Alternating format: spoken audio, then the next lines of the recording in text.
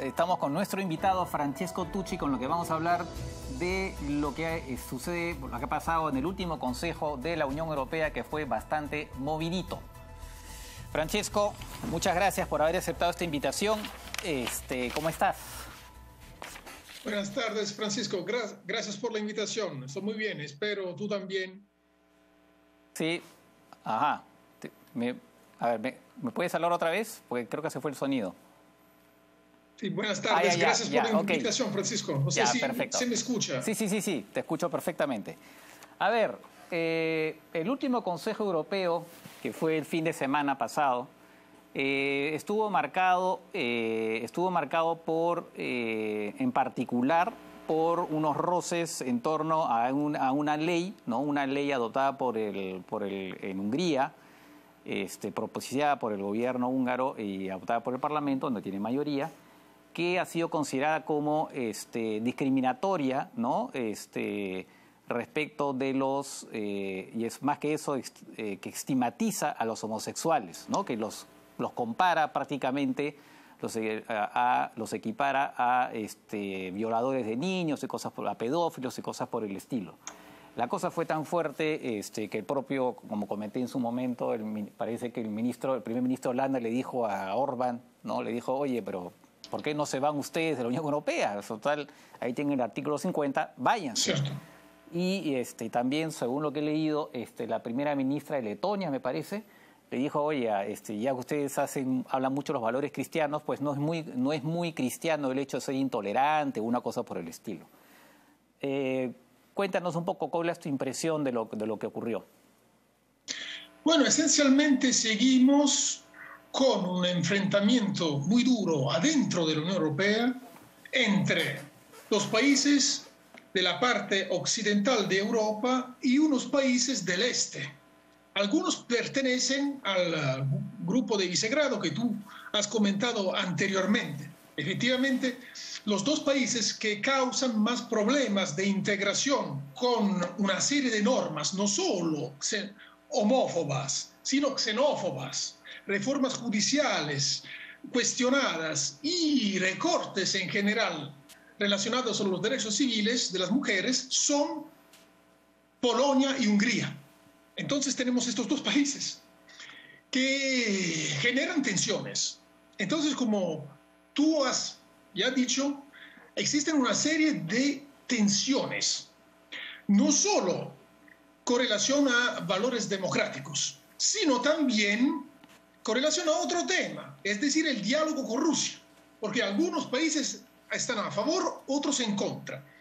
Y me refiero a los países del grupo de Visegrado. Algunos apoyan y otros no. Por ejemplo, Polonia está en contra, así como los países bálticos, reanudar relaciones estables y no tan conflictivas con Rusia. No se pudo alcanzar la unanimidad necesaria para dialogar con Rusia.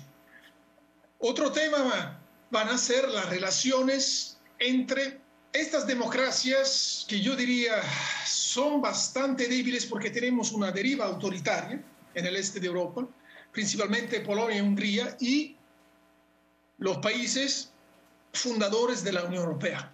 Hay muchos conflictos y efectivamente, ¿qué se puede pensar? Que fue apresurado, considerando la diferencia también de pensamiento, las diferencias culturales, integrar a varios países del este de Europa que salieron del bloque socialista. Bueno, ahora, tú mencionaste precisamente este tema de las relaciones con Rusia, ¿no? Efectivamente, aparentemente, por lo que he leído, bueno, esto ha sido básicamente una iniciativa franco-alemana y Correcto. En particular de Alemania. Me parece que Angela Merkel tenía esta idea, ¿no?, de propiciar una cumbre Unión Europea-Rusia que incluyera, que fuera todos los jefes de gobierno de la Unión Europea más Rusia, ¿no?, que esa era la opción maximalista, mientras que Macron, que sí él hace tiempo que quiere, ¿no?, recomponer el diálogo con Rusia, decía no, suficiente con que sea la presidenta de la Comisión, el presidente del Consejo Europeo, ¿no?, y Putin, los tres, como se da muchas veces este tipo de cumbres, ¿no?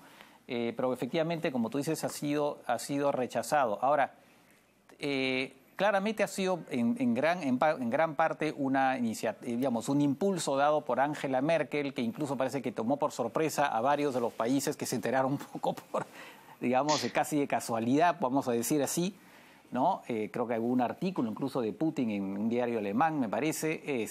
Bueno, el tema está, ¿cómo ves tú esta postura de Angela Merkel cuando ya está efectivamente a punto de irse, ¿no? Pareciera que hubiera querido, según comentan algunos, dejar un legado, ¿no?, adicional, que es el de una recomposición del diálogo entre la Unión Europea y Rusia. Efectivamente coincido con esta apreciación. Parece que la canciller alemana, en Alemania el canciller es el primer ministro, quiera lograr algo que se ha roto, algo que se perdió desde el año 2014, es decir, desde la anexión de Crimea a Rusia. Relaciones otra vez normales con la Federación de Rusia. Algo que está faltando desde el año 2014. Tenemos que recordar que Rusia, la Federación de Rusia, está bajo sanciones de la Unión Europea por esta anexión que no se considera legítima. Entonces, efectivamente, a través de una iniciativa más de Alemania que de Francia, pero Francia también ha apoyado la idea alemana. ¿Por qué? Porque los dos países tenían relaciones económicas muy estrechas con Rusia. Entonces, la idea era normalizar las relaciones. Hubiera sido un gran legado, yo asumo, ¿no?, por la canciller alemana. Sin embargo, es muy difícil que en una Europa de los 27 países miembros, sobre todo los países bálticos y Polonia, permitan normalizar las relaciones porque le tienen mucho miedo al gigante asiático. Le tienen mucho miedo a la Federación de Rusia. Y por esta razón, como sabrás, hay toda una serie de ejercicios militares de la OTAN propios para proteger los países bálticos y Polonia. Y eso genera también fricciones con las Fuerzas Armadas de la Federación de Rusia que se encuentran ahí, cerca de las fronteras. Claro. Y eso se explica, un poco para recordarle al público, por razones históricas, porque efectivamente los países bálticos y Polonia pues han sido, digamos, han sido ocupados, han sido parte, ¿no?, de Rusia en su momento, también de la Unión Soviética. Entonces ahí está, obviamente esto se explica por razones históricas. Tú dijiste algo histórico. Claro, tú dijiste algo hace un rato que me llamó la atención. Dijiste que fue un error haber incorporado a los países de Europa Central y del Este a la Unión Europea. ¿Te parece un error? Yo creo que fue apresurado. ¿Por qué? Se ha privilegiado la integración económica sin tener en cuenta lo que es el like-mindedness, es decir, pensar de la misma manera. Nos estamos dando cuenta con el tiempo que varios países del este de Europa tienen una postura sobre los derechos civiles, los derechos políticos, temas extremadamente relevantes como la paridad de género, entonces entre hombres y mujeres, que son distintas de la visión de los países fundadores. Sobre todo por este tipo de evolución autoritaria que estamos teniendo principalmente ¿dónde? En Hungría y en Polonia. Entonces, yo hago una referencia más a lo que defino como una codicia de mercado, para agrandar el mercado común, para incorporar más países que utilicen la misma divisa, es decir, el euro. Para agrandar el mercado, yo creo que no se tomaron en cuenta unas diferencias históricas que marcan también diferencias culturales. A pesar que supuestamente todos los países que ingresan en la Unión Europea deben ser países democráticos, como sabemos, pero tenemos una deriva autoritaria desde hace muchos años en Hungría, por ejemplo, ahora también en Polonia. Claro. Entonces, lo que tú has justamente contado antes, cómo unos líderes de gobierno, por ejemplo, de los países bálticos, preguntan a los primeros ministros de Hungría, por ejemplo, o de Polonia, bueno, si no comparten estos valores, ¿por qué no salen de la Unión Europea? Estamos llegando a este punto de ruptura. Muchas tensiones internas. Por eso yo honestamente creo que como europeo, como italiano, nos hemos apresurado. Nos hemos apresurado a integrar, llegando casi hasta la frontera con Rusia. Porque ¿qué nos falta como Unión Europea? Bielorrusia, y ahí está Lukashenko, Ucrania, con Zelensky. Nos faltan 2 estados y después hemos llegado a la frontera con la Federación de Rusia. ¿Y qué hará después la Unión Europea? ¿Que hará integrar también la Federación de Rusia? Dejo esta pregunta como provocación, claramente. Claro. Veo una cierta codicia, ¿no?, de mercado, así la defino. De acuerdo. Ahora, sin embargo, en cuanto al tema de la democracia, vemos que los países occidentales de la Unión Europea, la parte occidental, tampoco están exentos de personajes digamos, que son poco democráticos. En Italia, precisamente, Matteo Salvini, ¿no? que en un momento dado parecía que iba a ser el nuevo primer ministro de Italia. En todo caso, tuvo esa fantasía porque las encuestas lo favorecían, entonces generó la caída del gobierno. En fin, en Francia, Marine Le Pen, que claro, es verdad que no le ha ido bien a su partido en la última elección, pero muy probablemente va a llegar de nuevo a la segunda vuelta en Francia. Y hay personajes así que evidentemente hacen que ni siquiera en los países occidentales de la Unión Europea pues el Estado de Derecho y la democracia estén necesariamente garantizados en toda su, digamos, en su integridad. O sea que es verdad que lo que tú dices que hay unas diferencias culturales, pero digamos que en Occidente pues tampoco está garantizada necesariamente la primacía del Estado de Derecho, ¿no? Claro. Tienes toda la razón, pero yo veo causas distintas. ¿Por qué? Mientras en el caso de los países del este, ellos tenían ya un legado histórico autoritario. Entonces, yo creo que se tenía que esperar un poco más de tiempo. Favorecer que democracias débiles pudieran fortalecerse. En el caso de los países occidentales, estamos viviendo una crisis de la democracia. De democracias que supuestamente eran sólidas. ¿Por qué? Porque hubo un mal manejo por parte de las instituciones comunitarias de varias crisis. Y ahí se ha visto también la falta de solidaridad de los países miembros de la Unión Europea. Me refiero a la crisis financiera del año 2008. Me refiero también al terrorismo internacional, a los atentados del Estado Islámico y de Al-Qaeda en el suelo europeo. Me refiero también a la crisis COVID, entonces a la pandemia que estamos viviendo. Me refiero también a la crisis migratoria, que no ha sido gestionada de la manera más oportuna. Todo esto ha favorecido el ascenso de los partidos de extrema derecha, como justamente tú has comentado. En Italia, la Liga, con Matteo Salvini. En Francia, Marine Le Pen con Le Front National. En España tenemos un partido Vox que poco a poco está aglutinando consenso. También si vamos a ver Holanda, si vamos a ver otras realidades nórdicas, está pasando esto. Yo en este caso atribuyo el ascenso de este populismo, de este nacionalismo de extrema derecha al mal manejo de todas estas crisis que ahora he dicho.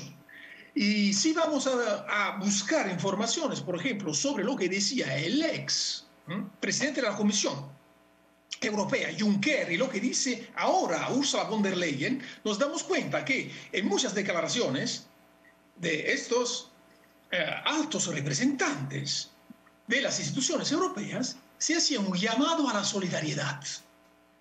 Una solidaridad que ha faltado mucho en la Unión Europea durante crisis. Efectivamente, yo creo que eso va a ser el punto débil, el principal de la Unión Europea. Y después encontramos la falta de una unión política verdadera. Pero lo que golpea mucho la Unión Europea es la falta de solidaridad. Una falta que ha sido evidente, por ejemplo, con la crisis migratoria, porque proprio los países del este de Europa no querían cuotas de migrantes irregulares ni de refugiados.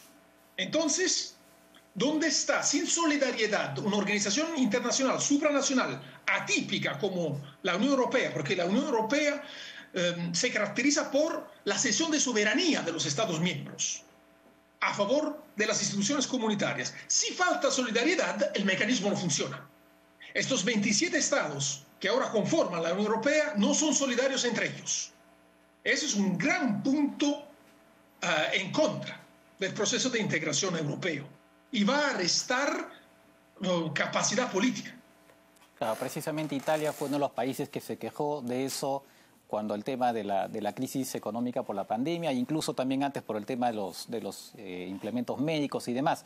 Sin embargo, coincidiendo con esto, lo que sí ha sido finalmente un mecanismo de solidaridad es este endeudamiento, ¿no? de la propia Correcto. Unión Europea, ¿no? que permite finalmente a la Unión Europea acudir en ayuda de los diferentes países miembros y en particular de los más afectados como Italia, como España, ¿no?